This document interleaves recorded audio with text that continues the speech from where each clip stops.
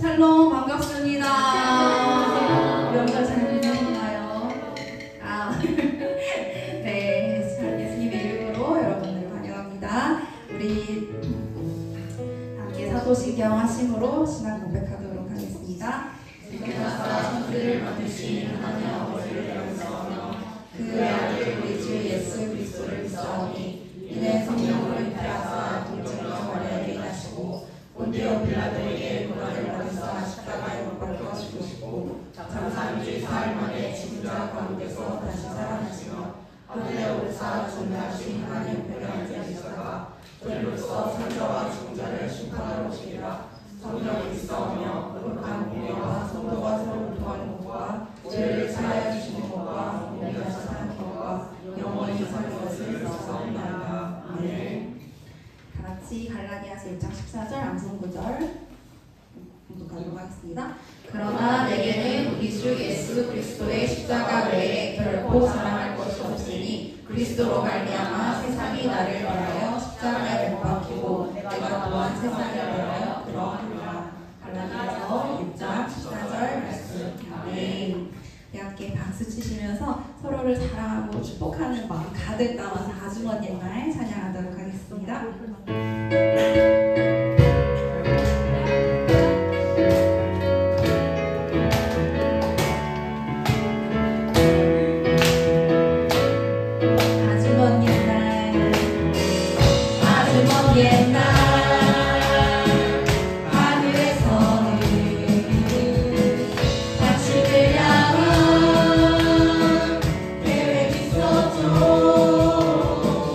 하나님께서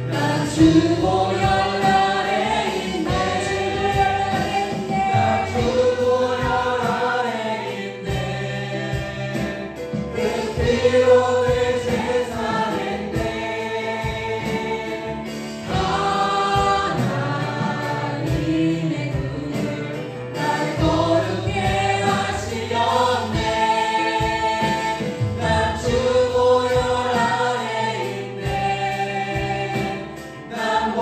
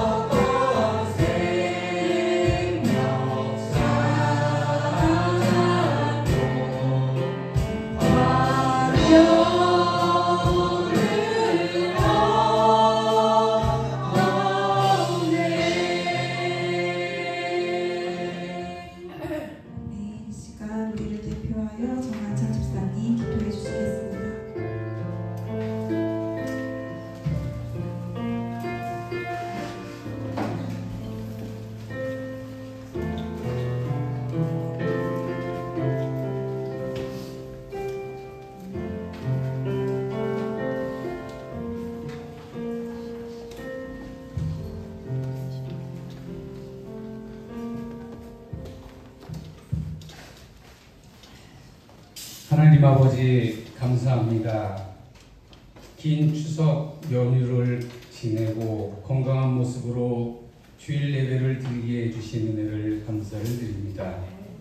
이 시간 영과 진리로 드려지는 예배를 받아주시고 참석하신 모든 성도님들 아버지께서 찾으시는 참된 예배자들이 다 되게 하여 주시옵소서. 사랑하는 교회 이곳에 세워주시고 아버지의 뜻대로 세워진 교회, 예수 그리스도의 핏값으로 세워진 교회, 청지교회를 기억하여 주시옵소서. 저희의 게으름과 나태함 때문에 제자리 걸음을 하고 있습니다. 조금 더 발전되며 부흥할 수 있는 교회가 되어야 되는데 그러지 못하고 있습니다. 저희들의 게으름을 용서하여 주시옵소서. 사랑하는 교회, 하나님을 기쁘시게 하는 교회, 하나님을 기쁘시게 하는 일꾼들 다 되게 하여 주시옵소서. 빈자리들이 너무나 많습니다. 채워주시고 믿음의 동역자들을 보내주시옵소서. 너희 빛이 사람 앞에 비치게 하여 그들로 너희 착한 행실을 보고 하늘에 계신 너희 아버지께 영광을 돌리게 하라 하신 하나님의 말씀처럼 이 지역에 믿지 않는 이들에게 선한 영향력을 끼쳐 섬기며 봉사하며 하나님의 말씀을 전하는 삶을 살게 하여 주시옵소서. 100명의 예배자들을 보내주시고 100명의 믿음 세대를 보내주시옵소서. 저희 모든 성도님들 그 모든 것을 감당해낼 수 있는 그릇들이 다 되게 하여 주시옵소서. 사랑하는 아들, 딸들이 있습니다.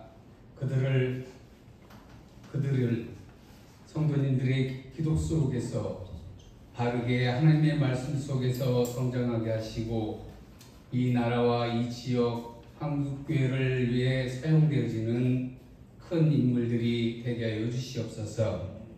그들의 앞길을 탄탄대로와 같이 같은 길이 열리게 하시고 원하고 바라고 기도하는 모든 것들을 이루어지게 하여 주시옵소서. 질병으로 고통받고 있는 성도님들을 기억하여 주시고 치유와 회복을 주시옵소서.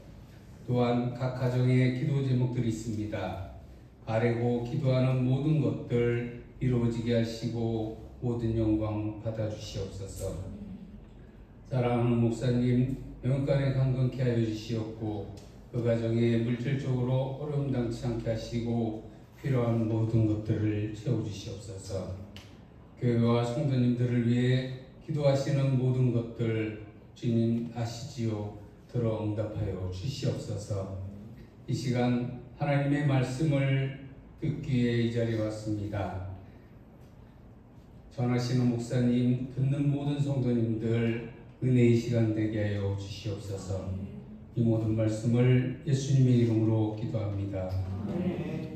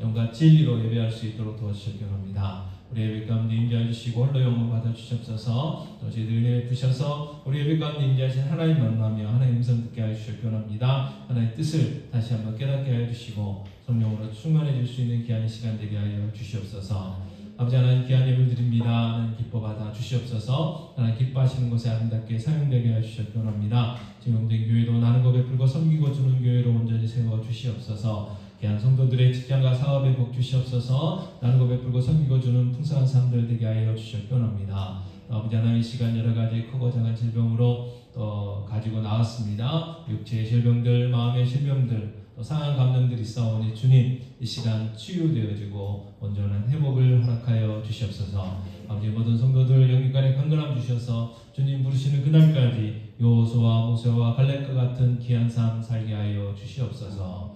아버지 하나님 또 이 시간 하나님께 영광 돌려드리고 원합니다. 여러가지 하나님 때 함께하지 못한 분도 있습니다. 다음 시간 함께할 수 있도록 지키시고 보호하여 주시옵소서. 아버지 하나님 한 번 더 공의롭게 주셔서 빈자들을 채워주시고 정말 날마다 예수 생명 구원되는 놀라운 역사를 일어날 수 있도록 우리 베풀어 주시기 원합니다. 구원의 방주 역할 감당하게 하시고 성경의 사명 아름답게 감당할 수 있는 교회를 온전히 세워 주시옵소서. 마치는 시간까지 성령 하나님 함께하여 주시고 아버지 하나님 다시 한번 기도합니다. 하나님 홀로 영광 받아 주시옵소서. 이 모든 말씀 우리 주 예수 그리스도의 이름으로 기도하옵나이다. 아멘. 하나님의 말씀 갈라디아서 3장 13절 말씀입니다.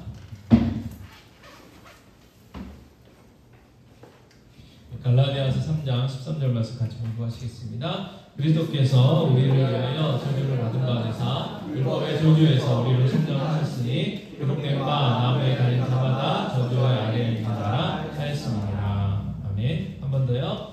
그리스도께서 우리를 위하여 저주를 받은 바 되사 율법의 저주에서 우리를 선정하셨으니 기록된 바 나무에 달린 자마다 저주 아래에 있는 자라 하였습니다. 아멘. 자, 오늘은 본디오 빌라도에게 고난을 받으사 십자가에 못 박혀 죽으시고 라는 이 부분들을 살펴보게 되는데요. 자, 사도신경은 예수님의 그 고난과 죽음과 관련해서 이 본디오 빌라도라는 인물을 거론을 합니다. 이 본디오 빌라도. 자, 이 본디오 빌라도는 유대의 총독이었죠. 그래서 예수님께서 십자가형을 선고했을 뿐 실제적으로는 예수님이 고난 받는 데 관여하지 않았어요.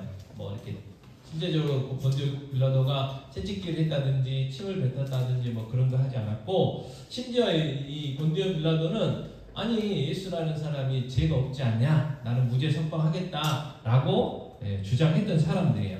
자, 누가복음 23장 22절에 보면 이 빌라도가 세 번째 말하되 이 사람이 무슨 악한 일을 하였느냐? 나는 그에게서 죽일 죄를 찾지 못하였나니 때려서 놓으리라 하니 그랬어요. 그래서 3번이나 아니 예수가 너희들은 죽여야 된다고 하는데 죄가 없다라고 이제 이야기를 했다는 거죠. 근데 이 최종적으로 사형 선고 재판 땅땅땅 했어요.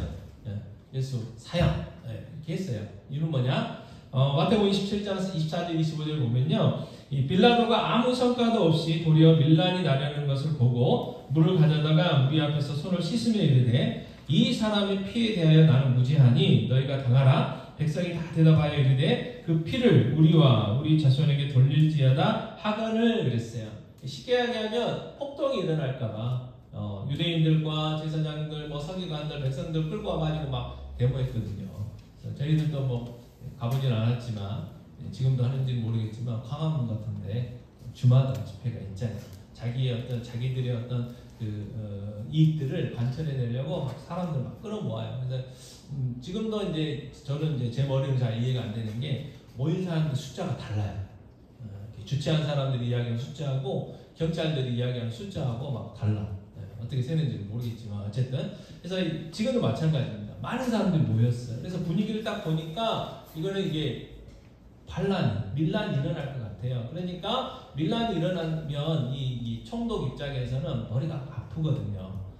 머리가 아파요. 그래서 그 군대에서 진급을 앞두고 있는 별들이 그 부대 안에서 무슨 사고 나면 이게 점수에서 깎여가지고 진급을 못 하거든요. 그래가지고 막 이렇게 숨기기도 하고 했던 것들이 많이 있었잖아요. 그것처럼 이 빌라도 총독이 밀란이 일어난다고 하면 자기 출세길에 지장이 있으니까 어떻게요? 그 밀란을 잠재우려고 그들이 원하는 소원을 들어준 거예요. 왜요? 예수를 십자가에 처하라고 허락을 해줬어요. 왜냐하면 식민지였기 때문에 사람을 죽이고 살리는 그 권한이 누구에게 있었느냐? 그 총독에게 있었기 때문에 그렇습니다. 자, 그래서 빌라도가 예수의 죽음과 자신이 무관하다고 손까지 씻으면서 나는 무죄하다라고 했지만 그럼에도 불구하고 2000년이 넘도록 사도신경을 고백하는 모든 그리스도인들은 뭐라고 이야기를 하느냐? 본디오 빌라도에게 뭐예요? 고난을 받으사 그랬어요. 본디오 빌라도에게 고난을 받았다. 그렇게 이야기하는 거예요. 자, 그러면 사도신경에서 우리가 본디오 빌라도에게 고난을 받으사라고 고백해야 되는 이유, 이 본디오 빌라도에게 고난을 받으사 이 부분을 생략을 하고 바로 십자가에 못 박혀 죽으시고라고 넘어가도 예수님에 대해서 우리가 믿고 섬기는 일에 전혀 지장이 없거든요. 자, 그럼에도 불구하고 본디오 빌라도에게 고난을 받으사라고 고백하고 있는 이유는 뭐냐면 첫 번째로 예수님의 고난이요 역사적인 사실이라는 것을 증명하는 하나의 길이에요. 자, 이 본디오 빌라도는요 이 로마 황제 이 티베리우스가 다스리고 있을 때 AD 26년부터 36년까지 유대를 다스렸던 유대의 총독으로 있었어요. 그러니까 역사적 인물이에요. 뭐 세종대왕 또는 뭐 이순신 장군처럼 역사적 인물이에요. 누가? 본디오 빌라도가. 그래서 그 본디오 빌라도가 유대에서 총독으로 있을 때 나사렛 예수가 어떻게 해요? 십자가에서 죽었다는 거예요. 그러니까 역사적인 사실이에요. 역사적인 사실. 또 이 본디오 빌라도는요 세상 권세를 상징하는 인물이기도 합니다. 그래서 이 빌라도가 예수님을 유죄로 인정하고 고난을 당한 세상을 대표하는 사람이에요. 그러니까 그 본디오 빌라도라는 그 이름 안에는 대제사장들, 서기관들, 예수님 십자가 지러 갈 때 막 조롱했던 사람들, 네가 하나님이면 내려와라 뭐 했던 많은 사람들에 포함되어 있다는 거예요. 그리고 세 번째로 예수님이요 흠없는 희생 제물이시라는 것을 증명하는 거예요. 왜? 빌라도는 뭐라고 그랬어요? 예수님은 무죄라고 그랬거든요. 그러니까 예수님이 무슨 죄가 있어서 이 십자가형에 처할 만한 죄가 있어서 죽은 게 아니고 뭐예요? 어쩔 수 없이 밀란 때문에 그 유대인들이 원하는 것을 들어줬어요. 그래서 마지막까지 어떤 머리를 굴렸어요? 그 명절 때 우리가 이제 그 특사 사면할 때 우리도 있잖아요. 대통령들이 명절 앞두고 그게 한 게 있었거든요. 그래서 그때 이제 그걸 핑계로 놓아주려고 했어요. 방면하려고 했어요. 근데 백성들은 예수님이 아니고 바라바를 선택을 했던 거죠. 그래서 이 본디오 빌라도에게 고난을 받으사라는 건요, 예수님 그리스도의 그 십자가에서 죽으심이 그리고 부활이 뭐예요? 역사적인 사실이다. 그리고 또 한 가지 뭐냐면 예수님이 무죄다, 무죄. 예수님은 흠없는 희생 제물이셨다라는 것. 그게 이제 이 본디오 빌라도에게 고난을 받으사라는 우리가 신앙 고백하고 있는 이유 중에 하나입니다. 자, 그렇다면 예수님은 왜 고난과 죽음을 당하셔야 됐느냐? 자, 이사야 53장 4절 5절이에요. 같이 읽겠습니다. 그는 실로 우리의 질고를 지고 우리의 슬픔을 당하였거늘 우리는 생각하기를 그는 징벌을 받아 하나님께 맞으며 고난을 당한다 하였노라. 그가 찔림은 우리의 허물 때문이요 그가 상함은 우리의 죄악 때문이라. 그가 징계를 받음으로 우리는 평안을 누리고 그가 채찍에 맞음으로 우리는 나음을 받았도다 그랬어요. 자, 예수님 왜 고난과 죽음을 당하셨어요? 우리 죄 때문에, 우리 죄 때문에, 우리를 대신해서. 그래서 우리의 허물 때문에 찔림을 당하셨고 우리의 죄악 때문에 상함을 받으셨어요. 그래서 예수님이 그 고난과 죽음을 당하심으로 인해서 우리가 죄 용서 받았고 또 우리의 상한 심령들이 나음을 받았다는 거죠.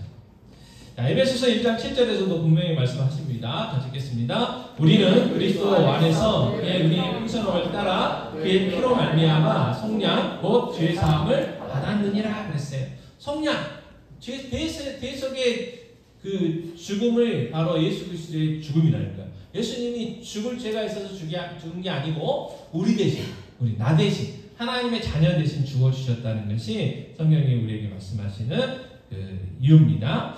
자, 그러면 한 가지 생각해 볼 게 뭐냐면요. 자, 예수님이 대속적인 죽음이 우리를 대신해서 이제 우리의 죄 때문에 예수님이 죽긴 죽으셔야 되는데 왜 꼭 십자가에서 죽으셔야 됐느냐 하는 문제를 우리가 생각해 볼 필요가 있죠. 많은 죽음이 있었어요. 그 당시에도 많은 사형제도가 있었어요. 사형제도는 여러 가지가 있습니다. 우리나라도 마찬가지예요. 여러 가지 사형제도들이 있어요. 근데 왜 그 당시에 가장 힘든 그리고 가장 죽을 때까지 고통을 당해야 됐던 그 십자가형, 그 끔찍한 십자가형에 예수님이 죽으셔야만 했을까? 세례요한은 어떻게 죽었어요? 목베임을 당했습니다. 스데반 집사님은 어떻게 돌아가셨어요? 돌로 맞아 죽었어요. 그러니까 여러 가지 방법들이 있었을 거예요. 그래서 예수님이 어떻게 돌아가셨든지 간에 그 죽음은 대속적인 죽음이 됐었을 거고 예수님이 어떻게 돌아가셨든지 간에 우리의 죄가 용서 안 받고 우리가 하나님 자녀 되는 데는 전혀 지장이 없었을 거예요. 그럼에도 불구하고 예수님이 십자가에 죽으셨어요. 자, 그 이유가 뭐냐? 첫 번째, 십자가는요 하나님께 반역한 죄인이 하나님의 무서운 진노와 형벌을 받을 것에 대한 시청각적인 교제예요. 시청각적인 교제. 무슨 이야기입니까? 자, 이 사형, 십자가형의 제목은 뭐냐면 반란죄예요. 반란죄. 이 로마에 반란한 사람들을 죽이는 게 십자가형이에요. 자, 죄가 뭐예요? 불순종이잖아요. 뭐에 대한 불순종이에요? 하나님의 말씀에 대한 불순종이고 하나님에 대한 반역이에요. 반역. 그러니까 우리가 죄인이라는 건 뭐냐면 이 세상을 창조하신 창조주, 우리의 주인에 대해서 우리가 반역한 거예요. 반역한 거. 그러면 그 대가가 얼마나 끔찍한 것인지를 그 십자가를 통해서 보여주셨다는 거예요. 자, 십자가에 매달리는 사형수들은요, 십자가에 매달리기 전에 채찍질을 당하죠. 그 채찍질 끝에 납과 못이 달린 그 채찍으로 채찍질을 당해요. 그래서 그냥 아야서 정도 수준이 아니고 살을 파고 들고 그 다음에 이제 잡아 당길 때 어떻게 해요? 그 파고들었던 이 납과 못이 살점들을 뜯어내는 큰 고통을 줘요. 그리고 십자가에서 죽은 이 사람들은요 공개체험을 당하고요 발가벗겨가지고요 수치와 조롱을 당해요. 인간이 당할 수 있는 온갖 모멸을 한 걸 다 당합니다. 그리고 가장 끔찍한 건 뭐냐면 죽는 그 순간까지 고통을 느끼면서 죽는 거예요. 이게 십자가예요. 십자가예요. 그래서 예수님은 이제 그 하나님의 은혜로 그냥 그날 당일날 바로 돌아가셨지만 그래서 옆구리 이제 창으로 딱 찔러봐가지고 물과 피가 이렇게 나눠졌다 해서 이제 시체를 내줬잖아요. 그리고 나머지 두 사람은 유월죄라고 그래가지고 다리를 꺾어서 일부러 죽였어요. 그 이야기 뭐냐면 쉽게 안 죽는다는 거예요. 보통 십자가형에 달린 그 죄수들이 이틀 내지는 3일까지도 살아있대요. 그러니까 그 이틀 동안 3일 동안 엄청난 고통을 느끼면서 죽는 거예요. 그러니까 이 죽이는 입장에서는 그 사람이 엄청난 죄를 지은 거예요. 그러니까 쉽게 죽이면 안 된다는 거예요. 죽을 때까지 고통을 느끼면서 죽는 그 죄를 지었다는 거예요. 그게 뭐예요? 반란죄, 반란. 로마에 대한 반란죄. 그러니까 본보기로 그렇게 한 거잖아요. 우리나라도 능지처참을 했잖아요. 그래서 우리가 죄인인데 그 죄의 정도가 그만큼 끔찍하다는 거예요. 자, 또 하나는 십자가에 달려 죽으신 것은요, 하나님의 저주를 받아 죽은 죽음이라는 거예요. 자, 무슨 이야기냐면, 자, 신명기 21장 23절 말씀 같이 읽겠습니다. 나무 위에 밤새도록 두지 말고 그날에 장사하여 내 하나님 여호와께서 내게 기업으로 주시는 땅을 더럽히지 말라. 나무에 달린 자는 하나님께 저주를 받았음이니라 그랬어요. 나무에 달린 자는 하나님께 저주를 받은 거예요. 근데 이 십자가 뭐예요? 나무로 돼 있어요. 나무 십자가예요. 나무 십자가. 그래서 예수님이 그 십자가에서 그 나무에 달려서 죽었다는 건 뭐냐면, 유대인들에게 있어서는 저 사람은 뭐예요? 하나님께 저주받은 거예요. 저주받은. 그러면 예수님이 하나님께 저주받은 일을 하셨냐? 아니라는 거예요. 우리가 받아야 될 그 저주, 우리가 하나님께 받아야 될 그 저주를 누가 대신 받아주셨어요? 예수님이 대신 받아주셨다는 거예요. 자, 갈라디아서 3장 13절 우리가 앞에 읽었지만 다시 한번 읽겠습니다. 그리스도께서 우리를 위하여 저주를 받은 바 되사 율법의 저주에서 우리를 성령하셨으니 기록된 바 나무에 달린 자마다 저주 아래에 있는 자라 하였으니라. 자, 기록된 바 나무에 달린 자마다 저주 아래에 있는 자라, 신명기 21장 23절의 말씀이죠. 그래서 갈라디아 3장 13절에서 사도 바울은 분명하게 예수님이 왜 십자가에 죽으셨냐? 우리가 받아야 될 그 하나님의 저주를 대신 받아서 죽어주신 거다. 우리를 죄사함 주시기 위해서 죽어주신 것이다 라는 거예요. 그래서 이 예수님이 십자가에 죽으셔야 됐던 건 뭐냐? 아, 예수님이 하나님의 저주를 우리 대신 받고 돌아가신 거구나 라는 것을 알려주시기 위함이죠. 자, 예수님의 제자들도요, 예수님이 부활한 후에 이 사실을 깨달았어요. 자, 예수님이 죽으셨잖아요. 3일 만에 부활하셨잖아요. 예수님이 미리 말씀하셨거든요. 내가 십자가에 죽고 3일 만에 다시 살아날 거라고 말씀하셨어요. 그 말씀이 이루어졌어요. 그 말은 뭐냐면, 하나님의 예수님이 하셨던 모든 말씀들이 뭐예요? 진리라는 게 증명이 된 거예요. 그죠? 예수님이 미리 말씀하셨어요.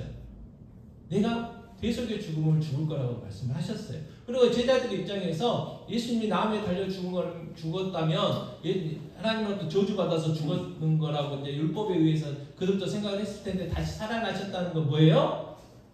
아, 예수님이 죄가 없구나 라는 거죠. 그럼 왜 예수님이 죽어주셨냐? 예수님 말씀대로 우리 대신 죽어주셨다 라는 것을 그들이 깨닫고 이 십자가의 죽음을 전하게 된 것입니다.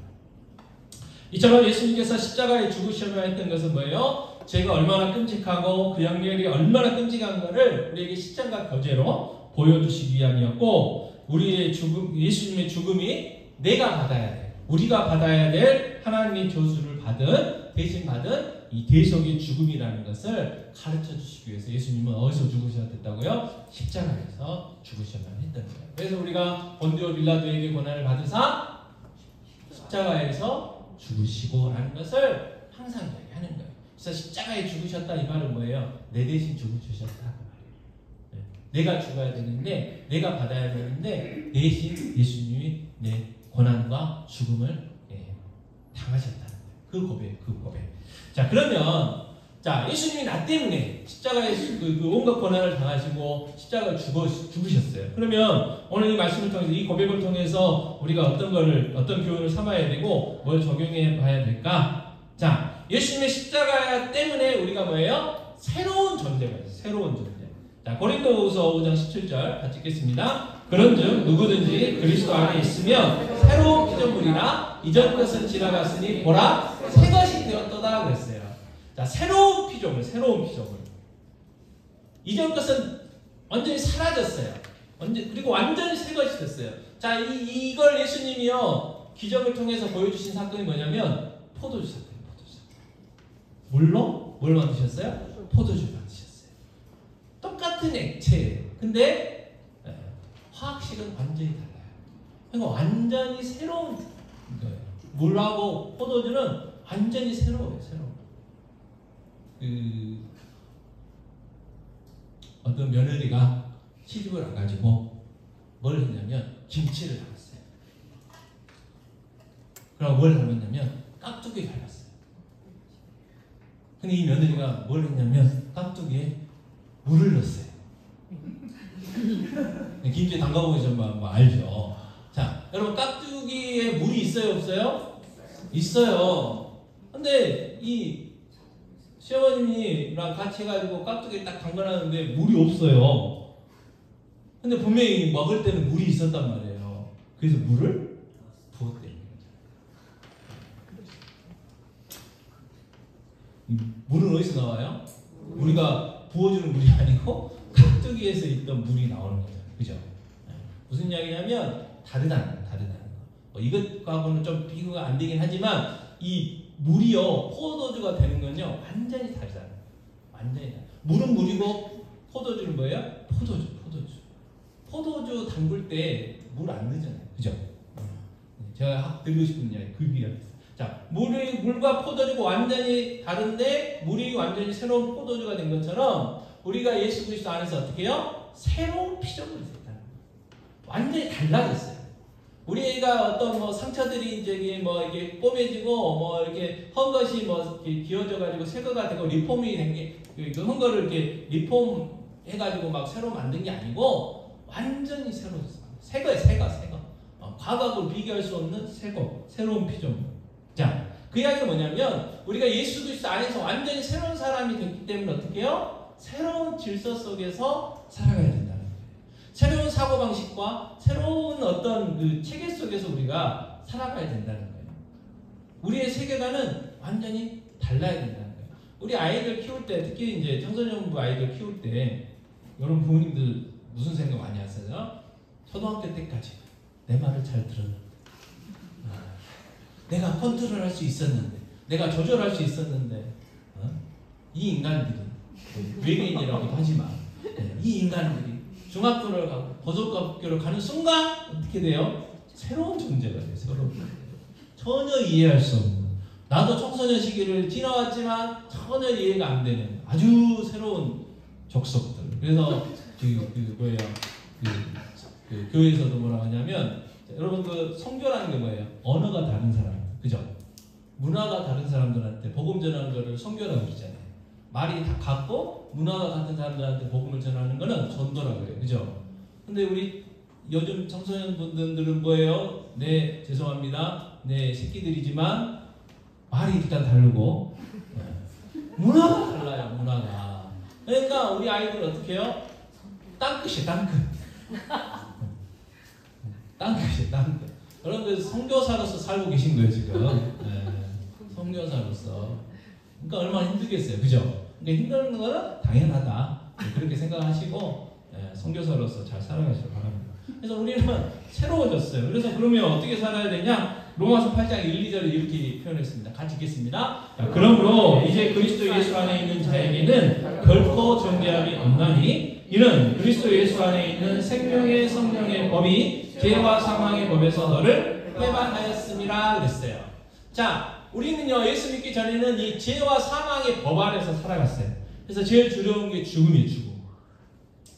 죽는 게 제일 두려워요. 어떻게 하면 이 세상에 좀 오래 살아볼까? 이제 진지한게는 불로초를 찾는다고 막 온 세상으로 사람들 다 보냈고요. 그리고 엊그저께 프랭카드가 동네에 뭐가 하나 딱 걸렸냐면 중국에 누가 장기이식 해가지고 안 죽는데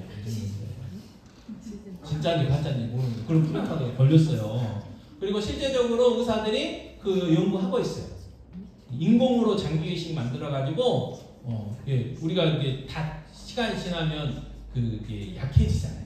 또 병들면 망가지잖아요. 근데 새로운 걸 딱 꽂아가지고 이렇게 생명 연장 한번 해보겠다고 연구들을 지금 많이 하고 있어요. 근데 이제 나쁜 사람들은 그 불법으로 합법까지 내사자들 이렇게 교체하는 건 합법이고 돈 주고 이렇게 사가지고 하는 건 불법이잖아요. 그래가지고 그 외국 함부로 나가면 안 돼요, 좀 잘못하면 큰일 수 있어. 그래가지고 이렇게 생명 연장을 하려고 하잖아요. 그래서 가장 두려운 게 뭐예요? 죽음. 그래서 오복 중에 하나가 뭐예요? 장수예요, 장수. 이 땅에서 오래 사는 거. 근데 이제 조건이 있죠. 건강하게. 건강하게 오래 사는 걸 오복이라고 해요. 근데 그 죄와 사망의 법에서 우리가 어떻게 해요? 벗어났어요. 그 세계에서 우리가 살지 않는다는 거예요. 그러면 우리는 어떤 세계에 살아요? 생명의 성령의 법 아래서 살아가는 거예요, 이제. 근데 자꾸 우리는 이 생명의 성령의 법 아래서 살고 있어요. 그러니까 이 생명의 성령의 법하고 뭐가 안 맞냐면 이 죄와 사망의 법하고 안 맞아요. 안 맞아. 이게 안 맞는다고요. 안 맞아.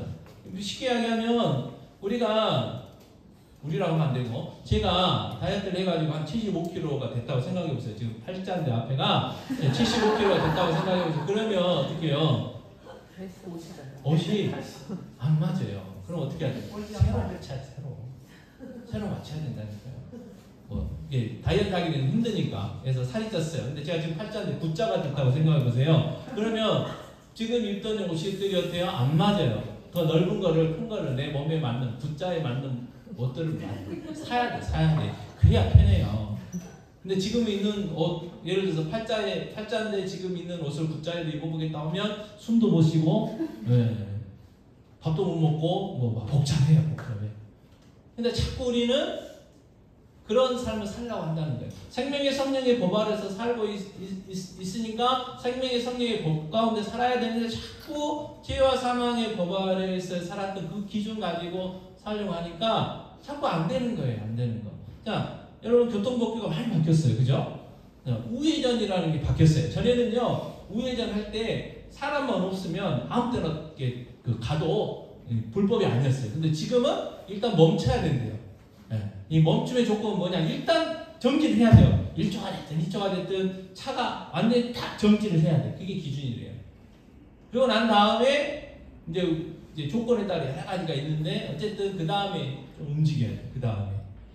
근데 그걸 잊어버리고 옛날처럼 아무도 안 온다고 샥 돌았다? 경찰이 안 계시면 다행인데 계시면 걸리는 거야. 벌금 내야 돼요. 또 유턴도 마찬가지입니다. 전에 유턴할 때요. 앞에서 차가 안 오면 이렇게 싹 돌아보고 안 잡았어요. 근데 지금은 어떨 때만 유턴해야 되느냐? 좌회전 시도 또는 앞에 신호등이 보행자 신호일 때만 돼요. 그래서 제가 말씀드렸나요? 의정부 홈플러스 앞에서 거기가 생명의 말씀사가 있어가지고 갔는데 유턴을 해야 집으로 와요. 그래가지고 이제 저 차를 갔죠. 파란불이 직진선이었지만 아무도 없었어요. 차가 안 왔어요. 그래서 용감하게 딱 돌았는데 누가 계셨어요? 경찰 아저씨가 계시더라고요. 그래가지고 내가 뭐라고 했더라? 몰랐다겠던가 바쁘다고 그랬던가? 그래가지고 사정을 해가지고 싼 거 끊어달라고 그랬더니 싼 거 끊어줬어요. 경범죄. 침 뱉었다고? 그거 하나 끊어주시더라고요. 왜냐면 그거 단서가 얼마 안 됐거든요. 지금 같은 경우는 이제 알 줄 알겠죠? 자꾸 이렇게 그러니까 어떻게 해요? 벌금 내야 돼요. 법이 안 맞으니까. 우리가 지금 그렇게 살고 있다고 말이에요. 그래서 자꾸 우리는 생명의 성령의 법 안에서 새로운 피조물 가운데 살고 있는데 자꾸 뭐라고 해요? 왜냐면 나는 왜 이렇게 불행할까? 자꾸 그런 생각을 해요. 자, 그러면 생명의 성령의 법 아래 산다는 게 뭐냐? 자, 로마서 8장 5절에 이렇게 이야기합니다. 같이 읽겠습니다. 육신을 따르는 자는 육신의 일을, 영을 따르는 자는 영의 일을 생각하나니 했어. 자, 무슨 이야기? 우리 사람은요, 육신이 있어요. 육신. 그리고 또 뭐가 있어요? 영이 있어요. 영. 살아있을 때는 이게 하나예요. 하나. 구별을 할 수 있지만 분리는 안 돼요. 언제 분리돼요? 육체의 죽음을 맞이했을 때. 육체는 땅으로 가가지고 썩어져 흙이 돼요. 우리 영혼은 하나님 계신 천국으로 가게 돼요. 그때는 이제 분리가 돼요. 자, 그런데 우리가 살아갈 때는 육신하고 우리 영이 하나 되어 있어가지고 육신을 뗄 수가 없어요. 근데 그래서 뭐가 있냐면 우리 육신과 우리의 영이 자꾸 뭐예요? 싸워. 이 육신의 욕구하고 영의 욕구가 달라가지고 싸워요. 우리의 영은요 거듭났기 때문에 어떻게 해요? 성령을 따라 살려고 해요. 늘 성령을 따라 살려고 합니다. 그래서 아무리 피곤해도 주일이 되면 예배하러 가야지. 또 뭐 다는 아니시지만 수요일이 되면 피곤해도 오늘 수요 성령 공부 있어 가야 돼. 또 금요 기도회 때 되면 가야 돼. 또 새벽 기도 때 딱 시간이 되면 가야 돼. 그렇게 하려고 해요. 누가? 내 영이. 근데 육체의 종욕이 있어요. 피곤해.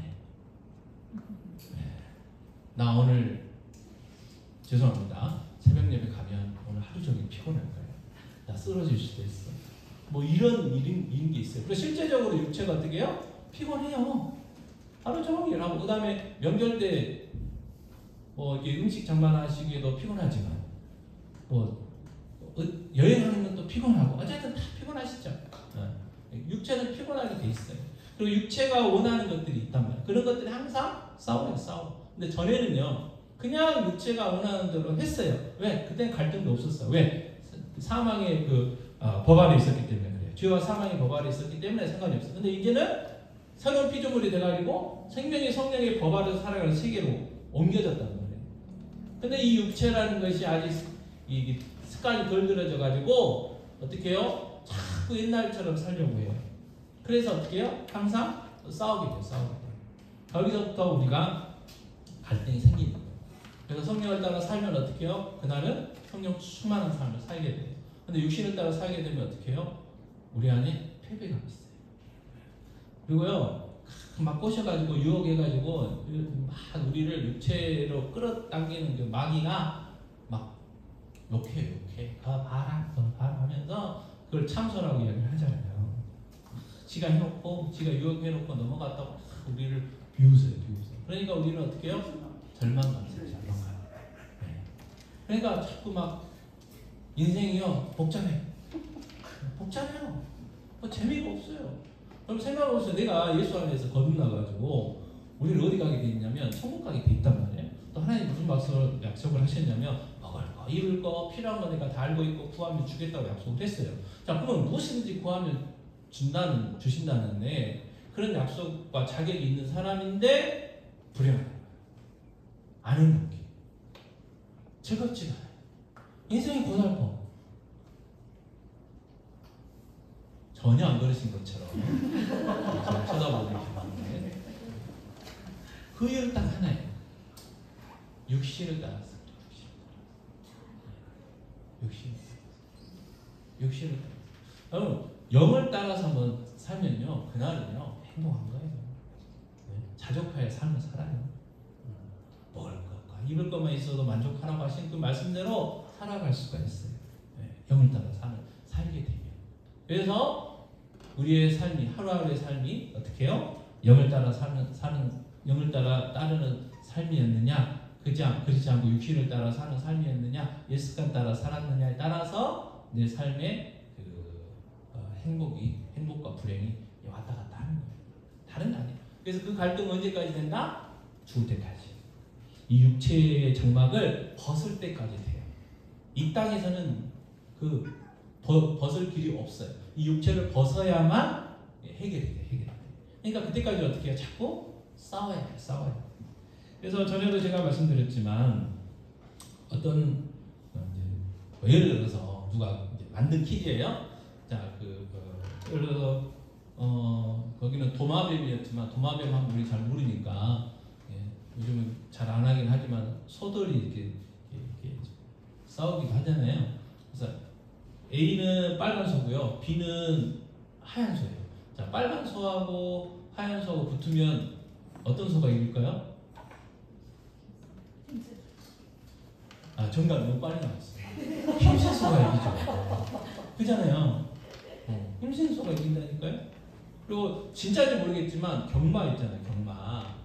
그 경마에서 1번부터 예를 들어서 10번까지 그것도 좀 조작된 것 같긴 하지만 이야기 이렇습니다. 자, 누가 1등 할지를 아는 사람이 누구냐 그랬더니 그 말 관리하는 사람이래요. 왜 그러냐 그랬더니 1번, 예를 들어서 1번을 우승시켜야겠다 그러면요, 1번은 잘 먹이고 나머지 말들은요 안 쓰러질 만큼만 먹인대요. 그러면 힘이 없잖아요. 그럼 당연히 1번이 이긴다는 거예요. 이게 무슨 이야기예요? 우리가 영적으로 배부르면 성령을 따라 살게 돼 있다는 말이에요. 근데 영적으로 배부르지 않으니까 자꾸 어떻게 해요? 육을 따라 산다 그 말이에요. 자, 베드로후서 1장 21절 같이 읽겠습니다.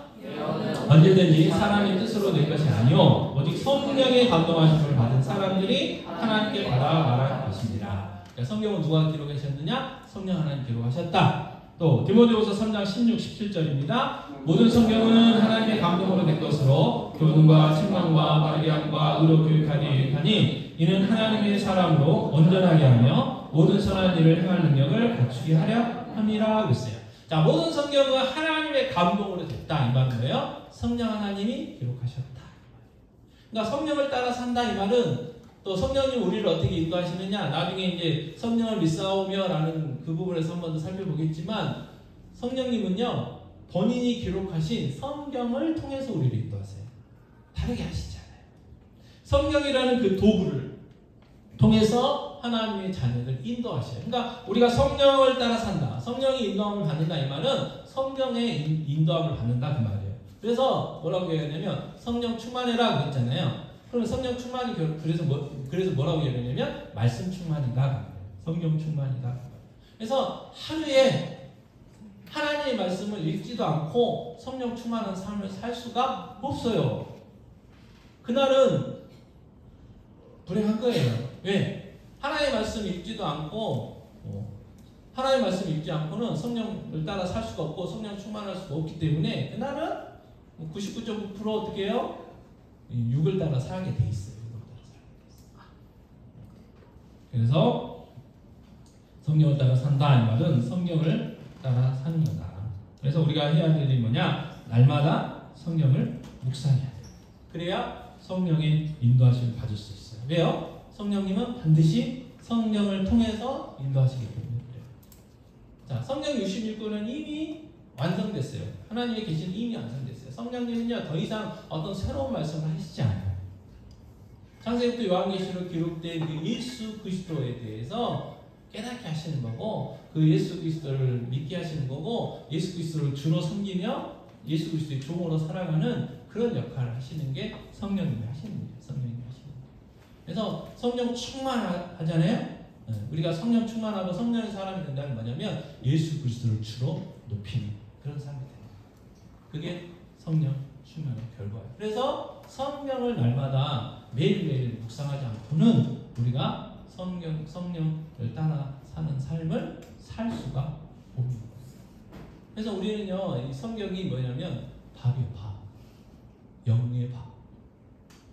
여러분, 가끔 귀찮아서 안 먹을 때 있고, 그 다음에 가끔 다이어트 한다고 안 먹을 때 있어요. 한두 끼 정도는 뭐 안 먹어도 괜찮아요. 근데 이게 좀 심해지면 어떻게 해요? 뭐 다른 분들은 모르겠지만 짜증부터 나고 화가 나고 내가 요즘 세상 사람 하는 말로 아니 먹고 살라고 직장도 다니고 뭣도 가는데 내가 이게 밥을 굶고 있네 막 화가 나고 그래요. 배고프면. 근데 먹으면 어떻게 해요? 일단 행복하잖아요. 너무 많이 먹어가지고 짜증날 때도 있지만 일단 배가 부르면 행복해요. 행복해. 뭘 먹든지 간에 배가 부르면 행복해요. 여러분 그래서 배고플 때 어디 가시면 안 돼요? 마트 장 보러 가시면 안 되죠. 배고플 때 가시면 이것저것 사게 돼 있어요. 근데 배부를 때 가면요 웬만한 거는 안 사게 돼 있어요. 필요한 것만 사죠. 그죠? 그래서 그 배부름이 중요해요. 영이 배불러요. 우리의 영의 양식이 뭐라고요? 하나님 말씀이 맛있어요. 그래서 막 내가 그 배고픈 특징이 뭐냐 그러면 원망과 불평이에요. 원망과 불평. 내 마음에서 내 입에서 원망과 불평이 나오면 배가 고픈 거예요. 내 영이 지금 굶고 있는 거예요. 굶고 있는 거예요. 그럼 어떻게 해야 돼요? 먹어야죠. 먹여야 돼요. 뭘요? 하나님 말씀을 먹여야 돼요. 그러면 배가 불러요. 배가 부르면 어떻게 돼요? 감사가 나와요. 배가 부르면 어떻게 돼요? 찬양이 나와요. 여러분 생각해 보세요. 여러분 입에서 감사가 나오시고 흥흥흥을 찬양 나올 때 언제 때예요? 여러분의 영혼이 배부를 때예요. 자 오늘 말씀 정리하겠습니다. 자 본디오 빌라도에게 고난을 받으사 십자가에 못 박혀 죽이시고 여러분 고백은 자, 본디오 빌라도에게 고난 받았다 이 말은 예수 그리스도의 그 십자가의 사건이 역사적인 사건이라 그리고 예수님의 그 죽으심이 우리의 대속적인 내가 받아야 될 하나님의 받아야 될 저주를 하나님이 대신 받으신 것이다라는 고백이 십자가에 못 박혀 죽으시고라는 거였어요. 그래서 예수님의 그 십자가 때문에 우리가 어떻게 해요? 새로운 존재가 됐어요. 하나님의 자녀가 됐어요. 생명의 성령의 법 아래 사는 존재가 됐어요. 그러니까 우리는 예수 믿기 전에 삶 그리고 예수 믿지 않는 사람들과 어떻게 해요? 다르게 살아요.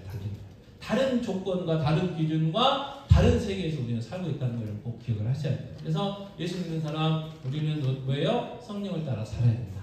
근데 그 성령님은 뭘 통해서 우리를 인도하신다고요? 자기가 기록하신 성경을 통해서 우리를 우리를 인도하신다. 그래서 우리가 날마다 뭐예요? 말씀을 묵상해야 된다라는 것을 기억하십시오. 그래서 날마다 말씀 묵상할 때 고민하고 묵상하는 중에 최고 좋은 방법은 새벽기도 오시면 돼요. 새벽기도 오시면요, 막 20절씩 막 같이 읽어야 돼요. 읽어야 돼요. 그러니까 먹게 돼 있어요. 새벽 예배 오시면. 그런데 이제 멀다 집이 뭐 그럴 수 있어요. 또 여러 가지 뭐 사건 때문에 나는 새벽 4시, 5시 예배는 못 마치겠다. 그럴 수 있어요. 그럼 어떻게 해야 돼요? 눈뜬 하루를 시작하기 전에 말씀 묵상하셔야 돼요. 그건 다 다를 수 있어요. 자, 근데 그러려면 어떻게 해야 돼요? 평소보다 10분만 일찍 일어나시면 돼요. 10분. 그 성경 매일 성경 본문 읽는데 주보에도 나가지만 그 10분 안 걸려요. 10분. 그 읽고 조금 생각하고 기도하는데 10분이면 널널해요. 그러니까 10분만 일찍 일어나시면 10분만.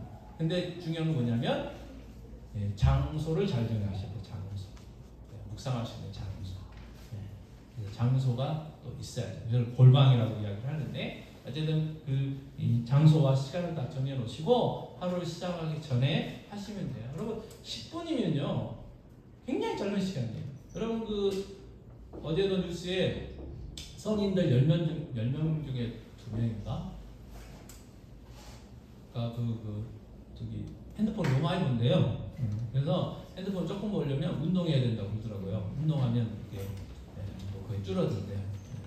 여러분 한번 생각해 보세요. 딱 봤는데 30분. 얘들은 1시간이고 우리는 좀 짧으니까 30분 기본으로 쫙 지나가잖아요. 근데 30분하고 10분은 비교가 안 되죠. 그러니까 10분만 일찍 일어나시면 투자하시면 돼요. 어렵지 않아요. 근데 그게 안 되니까 문제지. 그래서 오늘 한 번 더 결단하시고 밥을 먹어야 돼요. 우리의 영이 밥을 먹어야 돼요. 그렇지 않고는 힘을 쓸 수가 없어요. 그래서 그 결단하실 수 있었으면 좋겠습니다. 자, 찬양하고 함께 기도하겠습니다. 나 같은 죄인 살리신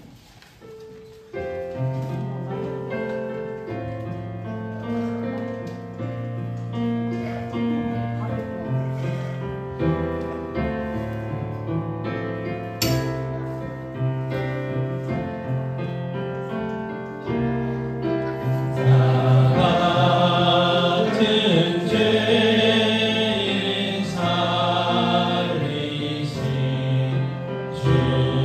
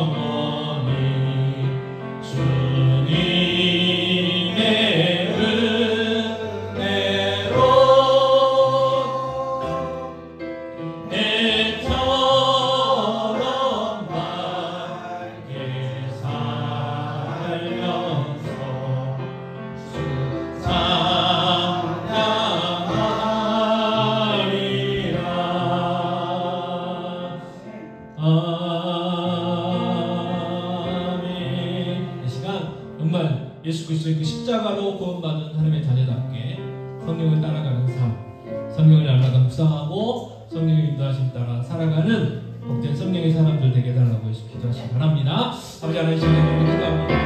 아버지 하나님 정말 예수 그리스도의 십자가 때문에 아버지 나를 지나가신 그 고난과 죽음 때문에 내가 하나님 새로운 피조물이 되었습니다. 생명의 성령의 법 아래 살게 되었습니다. 주여 성령을 따라 살아가는 복된 삶 되게 하여 주시옵소서. 날마다 말씀 묵상하고 성령을 따라 살아가는 그래서 성령의 인도함 따라 살아가는 복된 아버지 성령의 사람들 다 되게 하여 주셔서 날마다 감사하며 찬양하는 아버지 귀한 삶 복된 삶 살아갈 수 있도록 주의 역사하여 주시옵소서.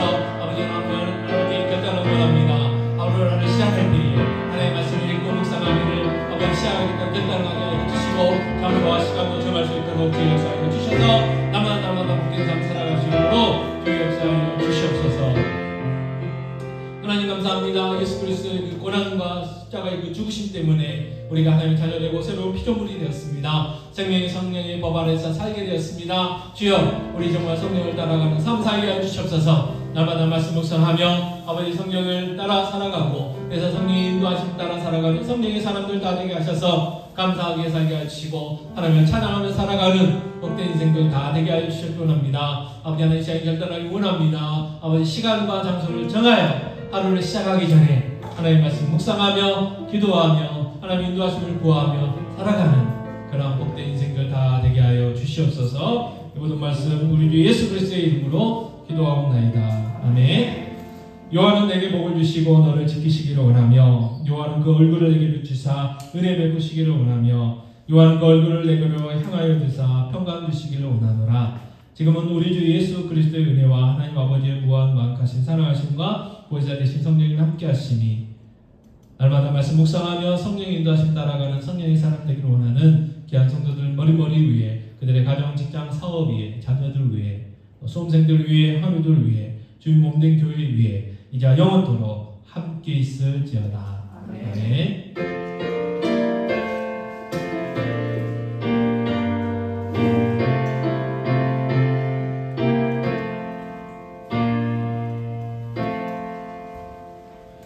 네, 감사합니다. 앞에 계신 분들과